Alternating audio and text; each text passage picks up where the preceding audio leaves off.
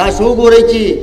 2008 کې کله اقتدار د عوامي نیشنل پارټۍ راغی نو نامساعده حالات سار دماکې وې غرمه دماکې وې ماښام دماکې وې دهشتګردي وه او د هغې وجوهات تر 2008 پورې خو دلته به د سوات طالب علمان ناست دي یا د ملکنډ ډویژن به ناست دي په ګټه او په فیوچر کې خو فضل الله صاحب دی او شاه دوران صاحب دی او پلانکی صاحب دی او ډنګلي صاحب دی اف ام ریډوان وو خلکو به چندې راغونډولې او سره زر به یې ورکولو نغدې به یې ورکولې او په یو کلاو توګه باندې به په کلاو توګه داسې ماحول و چې دهشتګردۍ ته دوام ورکاوه کم اور چې په دې خاوره کې لګېدلی و هغې ته یې پوکي ورکول کم دهشت او وحشت چې په دې خاوره خور و په هغه اور یې تیل اړول او د هغه اور د هغه بدامنۍ د هغه دهشت د هغه وحشت سهولتکاري کوله تاسو کتی شئ خو دا هر څیز باوجود عوامي نیشنل پارټي د یو پولیټیکل ویل سره ولاړه وه چې په هغه ټول جنګ کې بشیر بلور زموږ نه لاړو ډېر ممبران زموږ نه لاړو عهدیداران زموږ شهیدان شو کارکنان زموږ شهیدان شو د ټول پښتون قام د جرګو د حجرو مشران شهیدان شو جوماتونه والوتو مدرسې روانې شوې بازارونو کې دماکې کې یو داسې ماحول چې تر ننه پورې جوړ دی خو هغه وخت کې طریقې واردات بدل و او ننې طریقې واردات بدل دی او زه که په دې موقع چې پرون په وزیرستان کې د یو صحافي پښتون صحافي کور په دې وجه روان شو چې یو ریپورټ یې ورکړی و یو قرارداد به ستاسو د ټولو ځوانانو نه پاس کومه چې که ځان ته پښتانه نشو ویلی انسانان خو یو مسلمانان خو یو د دې ریاست باشندگان خو یو نو که تاسو ته منظوري نو دغه قرارداد به زه ستاسو نه پاس کومه چې موږ د دغه ناولي کار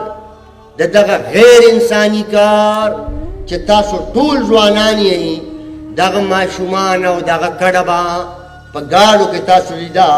چې کور یې وله روان کو او کډوال یې کو نو موږ په ډېرو سختو الفاظو باندې د دغه غیر انساني عمل غندنه کوو پاکستان په 14 اگست 1947 کې جوړ شو په 12 اگست 1948 کې بابړه کې واقعه وشوه 950 پښتانه شهیدان شو 950 دا کم عمل چې نن هم روان دی چې پرون په وزیرستان کې څه وشو یا روزانه د پولیو کارکنان ولې وژل کېږي پښتانه یا خودکش دماکې ولې کېږي یا د علي مسجد ولې والوتو تاجران ولې اغوا کېږي د بتخورۍ دمچانې ولې کېږي اغوا برای تاوان ولې کېږي په 12 اگست 1948 د بابړې واقعه وشوه 950 پښتانه شهیدان شو 950 دا خدایي خدمتګار ضرور و خو چې نن هم د هغه شهیدانو کلیزه موږ مانځو غم موږ مانځو نو دا خو زموږ د ماما کاکا زامن د ټولو نو خو د دې کام بچي وو نو تاسو سوچ وکئ چې په هغه وخت کې هم ټولو سیاسي ګوندونو وجود لرو خو د دې مظلوم کام غم درد تکلیف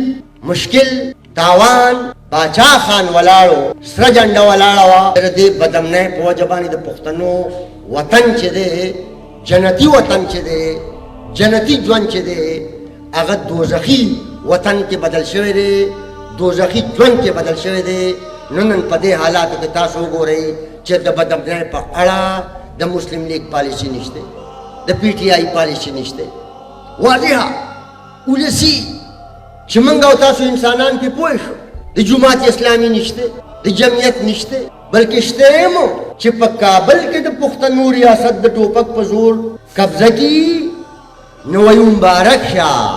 او اسلام آباد ته بیا ځان په بیلټ پیپر رسوي زوام خپله خاوره خپل اختیار نه منو د بل اختیار دا ستاسو ناره ده دا خو قامي ناره ده نو چې بیا دا خبره کوو چې پنجاب پاکستان دی او پاکستان پنجاب دی نو ګورئ دا ټک پوله ده ترکای ته دلته لارې بندې کړي دي ټوپکمارې دلته راپرېښودي دي سرمایه یې د دې ځای نه وړه د ټوپک د شپېلۍ د لاندې ټول پښتانه موږ یې یرغمال کړي یو نو بیا وجه دا چې ویره دا عوامي نیشنل پارټي نفرت خوروي نفرت چې څه پکار دي خدای پاک موږ له راکړي دي، خو په دې قبضه ده او د دې قبضې برقرار ساتلو دپاره دا دهشت او وحشت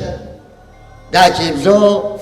بعضې ځای کې خبره کوم چې دا ټوپک سرکاري دی، که دا ټوپک سرکاري نه وی نو موږ ټول پښتاني وو، یو بل پیژنو، د بدقسمتۍ نه زموږ ذاتي دشمنۍ وګورئ تاسو په ایماندارۍ چې ډېره لویه بدقسمتي چې هغه ذاتي دشمنۍ زموږ رواني 15 کاله 10 کاله 20 کاله 30 کاله چې موږ او تاسو په خپلو کې هغه دشمنۍ وکړو، په ایماندارۍ ووایئ، په ایماندارۍ د ټولو جایدادونو نه خلاصېږو که خلاصېږو نه. دا دهشت د دې مقصد دپاره دی. او بیا طالب علمانو دا جنگ زموږ نه دی، دا جنگ د امریکې دی. اول روس سره جنگ و، روس سره، روس زما ګاونډ دی، چین زما ګاونډ دی، ایران زما ګاونډ دی، هندوستان زما ګاونډ دی، افغانستان زما ګاونډ دی. او طالب علمانو خوش قسمتۍ ته وګورئ، 4 سپر پاور موږ سره په ګاونډ کې پراته دي، 4 سپر. دا که د نن وخت نه دي،